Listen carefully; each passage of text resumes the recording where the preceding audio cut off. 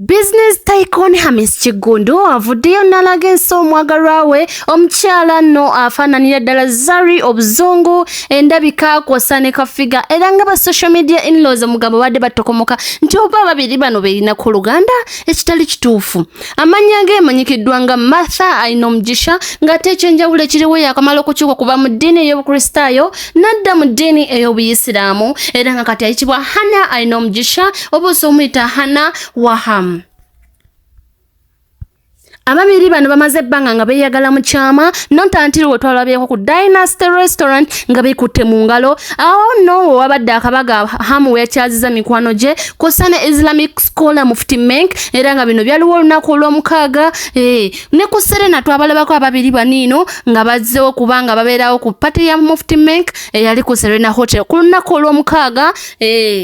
Hannah is a combination of beauty with brain and is a student of international relations and diplomatic studies at Kampala International University. Elanga babiri banino bamaze ebbanga nga beeyagala mu kyama. Omukyala ono avuga Mercedes Benz era avuga kapiata eyamuweebwa Hamis Kiggundu. Ababiri banino olugambo oluveeyo lulaga nti omukyala ono she is very confident, she's bright, she's a supportive partner era nga munnanga Hamis Kiggundu twagala omuyozayoza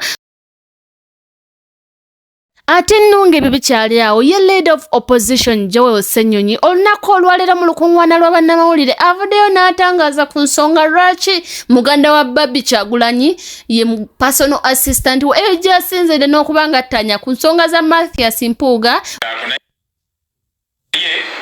Zingamba bannange nti twegendereze nnyo gwa mutego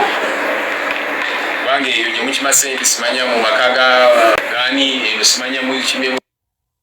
office wana ki waliyo ku kamera aba recording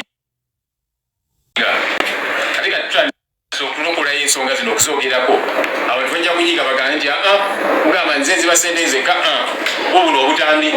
obulaga nono ya picking nono namwa nono yafuna so twegendereze nnyo nyinyi ddala ngaba baka ensonga ya Brenda yino okubeera ne personal assistant erinnya lye nasooka okuteekayo baaligaana nti omuntu ono alina omusango mu kkooti y'omu baabwe bakwata ku nsonga ekalangala omuntu ono alina digiri ali qualified bulungi ine baga nti olwokubanga alina omusango mu kkooti talina kuweebwa mulimu ekyo kimenya n'amateeka kubanga constitution yaffe kikaatiriza bulungi nti omuntu atatasingisa kkooti nga tennamusingisa musango tuyinza gamba nti ali guilty oba gwamuka mufi n'okumumma omulimu kikyamu naye nengamba kale kanaye okusika mugwawo nenfuna omulala era n'omulala gwe nafuna ne bamugaana nti oyo okutuulira ayagala kwesimbako oli gundi mwenga temwina bye mwesimbako bwekibanga kituufu nti alina ekifo kyayagala bwekibanga bwekityo bwe kiri guba musango bwekibanga kituufu ne bagaanira ne bamusuula nga kale kanfuna omulala era kwe kufuna Brenda as a personal assistant. Okusisinkana commission, yes commission njagala ngisinkane tunyonyoke ensonga zino nange njagala ntegeere kubanga simanyi oba meetings zize zituula kubanga siitibwa ku commission meeting yaddemu simanyi oba batuula njagala otegeera byonna okunyonyoka obulungi. Ate ebyo bya Bitabuse Mpuuga Bitabuse adukiddeko e Russia okubanga asisinkana Putin okubanga amutaasa ku Kazito BobiWine kamutadeko amabega kaawo Honorable Zedrega yavaayo n'amuwina ku 7 okubanga ajja yanukula akakiiko asobole okawa ensala w'entuufu ekyo kye kimuviiriddeko okubanga addukirako e Russia okubanga anoonya obuyambi asobole okubanga yeetagguluzaako BobiWine.